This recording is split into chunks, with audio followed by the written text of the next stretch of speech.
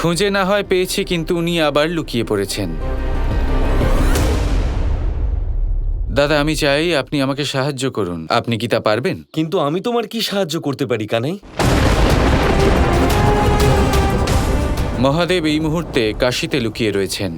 আমি চাই আপনি ওনাকে খুঁজে বের করুন। কিন্তু মহাদেবকে কেন খুঁজে বার করব?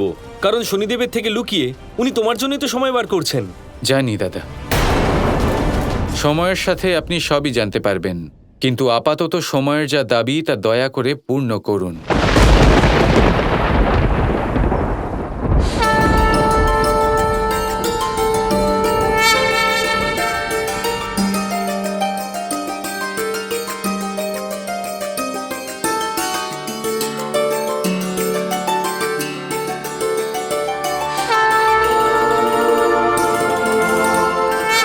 রাধা, কি করছো তুমি? পুজো করছি মহাদেব আর পার্বতীর।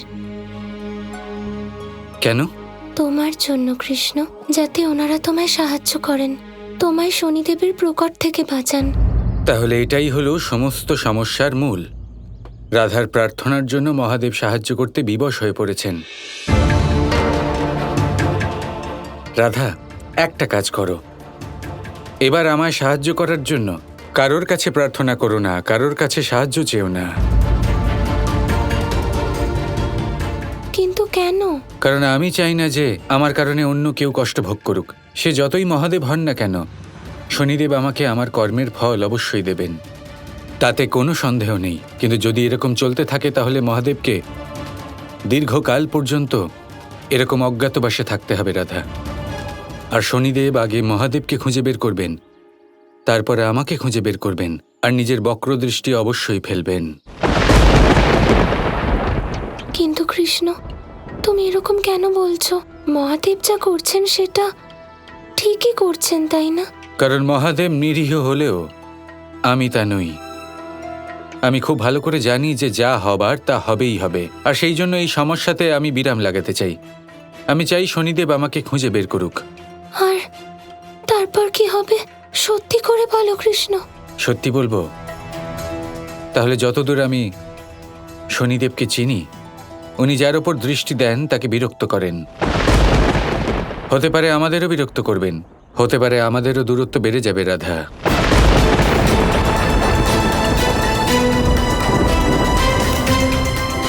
তুমি এটা জানো কৃষ্ণ?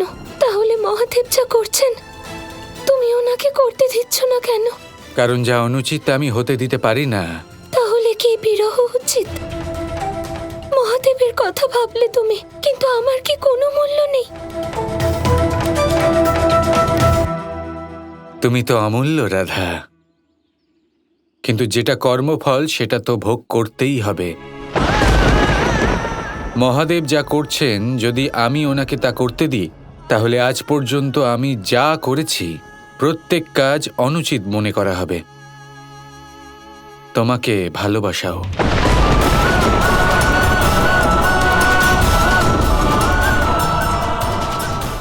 তাই আমার থেকে বিচ্ছেদের মূল্য দিতেও তুমি প্রস্তুত? যদি কর্মের মূল্য এটাই হয়, তাহলে তা মেটাতেই হবে রাধা। আমাকে ক্ষমা করে দিও, আমি অপারক।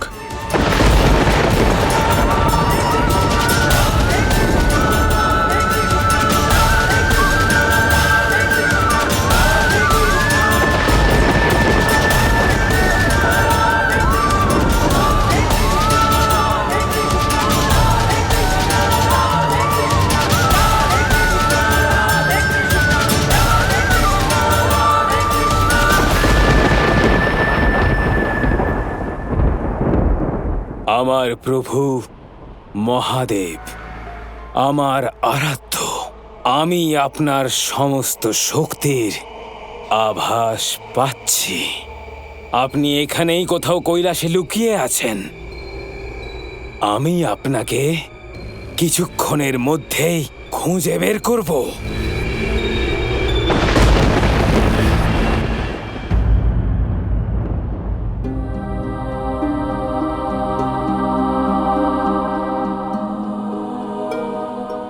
প্রণাম মা। আমি আশ্চর্য হয়ে যাচ্ছি মা। আমি আপনার মধ্যে মহাদেবের শক্তির আভাস পাচ্ছি। শ্রীকৃষ্ণের জন্য মহাদেব নিজের শক্তি ত্যাগ করেছেন শনিদেব। কিন্তু মা, মহাদেব শ্রীকৃষ্ণের জন্য কত কিছুই না করছেন। তোমার থেকে লুকোনোর জন্য মহাদেব নিজের সমস্ত শক্তি পরিত্যাগ করেছেন। এখন উনি যেখানে আছেন, তুমি ওনাকে খুঁজে পাবে না। যদি শ্রীকৃষ্ণ আমাকে খুঁজে নিতে পারেন তাহলে অবশ্যই শনিও আমাকে খুঁজে ফেলতে পারবে। আমাকে কোনো গুপ্ত স্থানে লুকাতে হবে।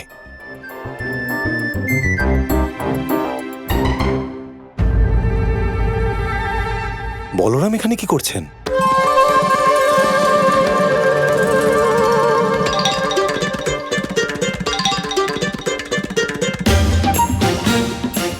কাশী নগরীর কোনায় কোনায় খুঁজে দেখুন। ওই অঘরী সাধুকে শীঘ্র খুঁজে বার করতে হবে। আপনারা দুজন এই দিকে যান, আর আপনারা দুজন এই দিকে।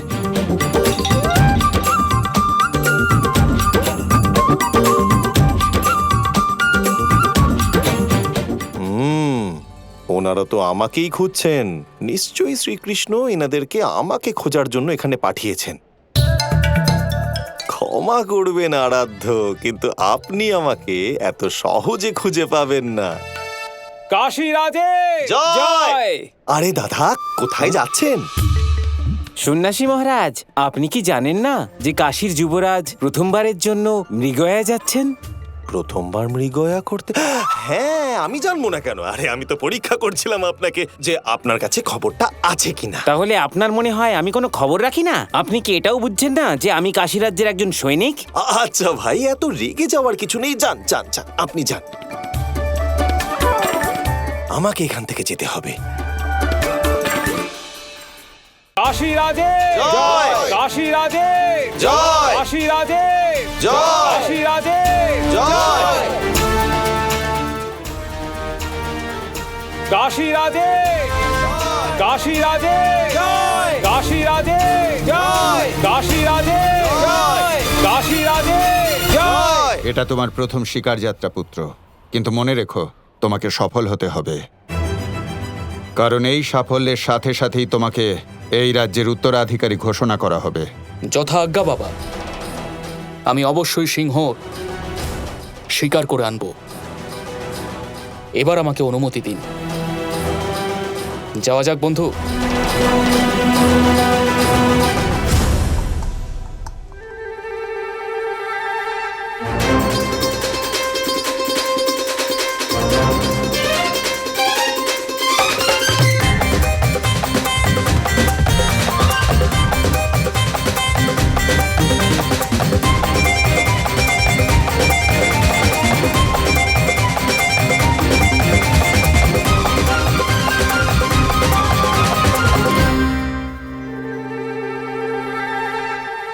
আরে এ কি? এই জায়গা তো খালি হয়ে গেল। মনে হচ্ছে যুবরাজের সাথে সাথে অন্য সবাই যে যার নিজের কাজে চলে গেছেন। বলরামের সৈন্যগণ যদি আমাকে চিনতে পেরে যায় তাহলে আমারও কোথাও একটা লুকানো উচিত।